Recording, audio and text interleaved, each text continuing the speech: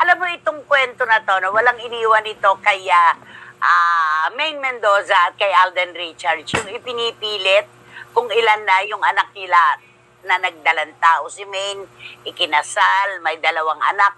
Ngayon, meron ding umiikot na balita na ayaw tantanan sina Coco Martin at Julia Montes. 2 na rin daw ang kanilang anak. At ito daw ay kailangang aminin na, total naman ay nagsasabi na sila na talagang ang bawat isa na ang gusto nilang makasama sa buhay na ito, di ba? Opo, kaya nga po napaisip ako, biri mo, yung pag-amin ni Coco nang nabigla siya ng 12 years na sila, posible. Pwede rin, nanay, kasi di ba merong unang lumabas yung una napabalita yung baby Martina. Natatandaan mo yun, di ba, na yung Martina na baby, di ba babae yun? Tapos ngayon, yung Popoy naman, yung baby Popoy naman. Kaya, Alam mo kung ako tatanungin mo, ako ngayon point blank, ang alam ko lang na anak nila isa. Isa lang. Yun lang, yung baby girl. Pero yung Popoy, hindi ko alam kung si Popoy ay tao o aso. Hindi ko alam Hindi ko alam Diba? talaga. Pero ang alam ko, meron silang anak. May isa silang anak. At kung kailan nila matatagpuan ang pagkakataong tamang-tama, kumbaga swak sa panahon, nasa kanila na yon. Wala sa atin. Sila na ang bahalang magdesisyon kung kailan sila aamin na, oo, may produkto na ang aming relasyon, ang aming pagmamahalan, di ba? oo, bago lang matapos na tayo yung mga naghahaka-haka, di ba na? Yung mga taong naghahaka-haka. Ano ba talaga? May anak ba? Ilan ba ang anak? Totally namin Kasi na rin lang naman kayo, di ba? ayaw silang ayaw silang tantanan ngayon. Lalo yung nakakahiligan ngayon ni Julia na pagluluto. Naluto siya ng luto. Yun daw ang paraan ng kanyang pagpapakita ng pagmamahal, di ba? Yun. Meron nga nagkwento sa akin sa production mismo, nung magkasama pa sila sa Ang Provinciano. Pagka daw nakakalimutan ni Coco na uminom ng vitamins, di ba siya nagdidirect, siya pa rin ang bida, siya nag-aasikaso sa produksyon.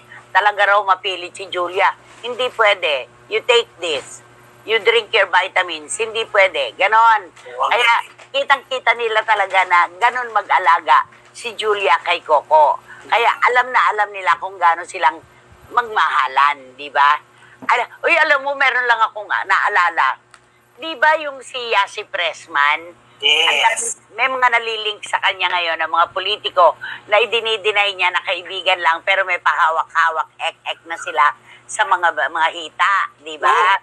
Oo. Di ba, nung magkasama sila ni Coco sa Ang Provinciano, bago siya tinigok, di ba? Bago siya tinigok pagkatapos ng maraming taon. Di ba napabalita rin na silang dalawa? Di ba? Meron din lumabas sa ganyan mga At chismis. hindi lang lumabas, Romel, marami ko nakakausap na talagang meron. Di ba meron talaga? May something talaga. Oo. At nagkaroon talaga. At dinideny nila ito. Naalala ko lang, dinugtong ko lang dito sa kwento. Kasi nga si Yasi kung sino-sino ang nalilig sa yun, di ba? Isa pa rin naman itong girlash na ito na nakakaloka, di ba? Tapos yun nga, yung kay Coco at saka yung kay Julia, ano naman, pareho naman silang walang sabit, di ba? Ano naman ngayon kung may mga anak na sila o kung may isang anak man, di ba? Basta ako paninindigan ko, isa lang nga anak nila. Ewan ko lang yung pangalawa, baka naligtas sa pang-amoy ko yon. Nakaligtas. Ewan ko sa iyo kung hindi, di ba? Antayin na lang natin umamin kasi sabi nga natin kung walang usok, di ba? Walang apoy. Correct. Ito si Tita Nene Olanday, nakikiayon sa atin. Ang alam daw niya, isa lang ang anak ni Coco at ni Julia. Ay, close. Di ba? Close si Tita Nene. Bakit ang hindi? Di ba? Totoo yun. Ay, nako, ang dami dito nako, Cesar Santiago, mag-comment ka muna bago ka magpag-greet. Lagi-lagi kang ganyan. Magte-text ka lang sa akin pag meron kang pababate.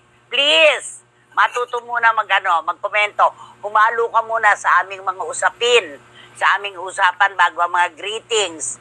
Nako, Cesar, bakit ganyan ka? Okay. Talagang, hindi kasi may ganun yung tututok lang para magpag-greet.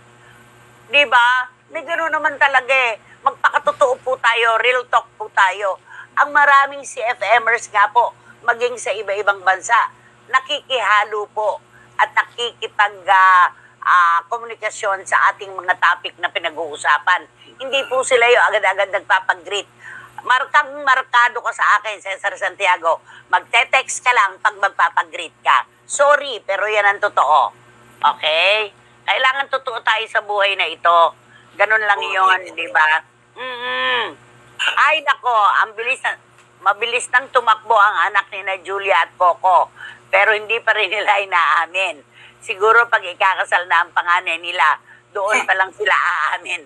Sabi ni Tita Julie Paras, tumatakbo. Hindi kasi tumatakbo naman na talaga itong bagets na ito. Pero wala pa rin Sorry na, it's time naman na lumagay na si Coco Martin at sana matuloy na sila ni Julia Montes. Sabi ni Cesar Santiago. Ayun. Ayan, ganyan anak. Ganyan. Makikihalo ka muna or huwag ka mang makihalo. Huwag naman agad-agad, greetings. Hindi naman ito programa ng batian, di ba? Ewan ko ba sa dalawang yan, bakit pilit pa rin tumatanggi, lantara naman ang relasyon nila. Aba, kailan pa kayo aamin? Pag hindi na kayo belong sa pinag-uusapan. Huwag ako, puyat ako sa pag-aalaga ng baby shih tzu ko. Sabi ni Marichu Permacion Espiritu. Ako, yan na. Nay, wala po akong pake kung may anak na sina Coco at Julia. Ang pinoproblema ko po, wala akong load. Sabi ni Paolo Ubalde ng Birak, lahat tinetext niya na wala siyang load. Pero wala yata nagpapajikas sa kanya. Naku, bukod sa isang anak, mukhang may isa pa. Sa pantaha ko lang po ito. Aminin na kasi, sabi ni Eddie Letada. Naku, itong si Eddie Letada, maraming alam sa loob to eh. Diba? Ewan ko, Eddie, sa akin naman, ang alam ko isa lang talaga, isang-isa lang. Bakit kaya need nilang itago na may anak na sila? Iba na naman po ang panahon ngayon. Tanggap na ng mga tagahanga ang mga ganyang issue. Tama ka naman, Dan Clavesillas. Ano pa ba ang dahilan, di ba? Yes po, isa lang talaga. Pero 12 years na sila, kaya posibleng nasundan na yung anak nila. Walang imposible. Pero yung Popoy, hindi po yata nila anak yun, sabi ni Boycie. Meron ako alam na Popoy, pero hindi nila anak, di ba? Siguro magandang bata yung anak at gwapo ang bata. Kasi nga naman, napakaganda at gwapo itong live-in partner, sabi ni Tita Sofia Angeles. At sabi naman ni Lara May Abrigo, basta nay, alam natin na nanganak si Julia na nakatalukbong po ang face. Deserve naman po nila maging masaya. At si Coco, deserve din po ang may nag-aalaga. Ano ko sinasang-ayunan ko yan, Lara May Abrigo, knowing ko yan talaga. Ako ang dami talay, ang dami yata tinamaan dahil kay Cesar Santiago. Sumosobra, ang dami-dami nag-aano ngayon, nagpapadala ng kanilang mga komento, di ba? At sabi naman ni Ching Bautista Silverio, bakit hindi pa kasi aminin? Kawawa naman yung bata, nadi-deny siya. A child is always a blessing. Oh, di ba? Hindi nga ba dun sa papunta sa Pampanga, merong isang park doon sa gawing kanan, pag lumingon ka, mababasa mo isang napakalaking nakasulat, everybody deserves a birthday.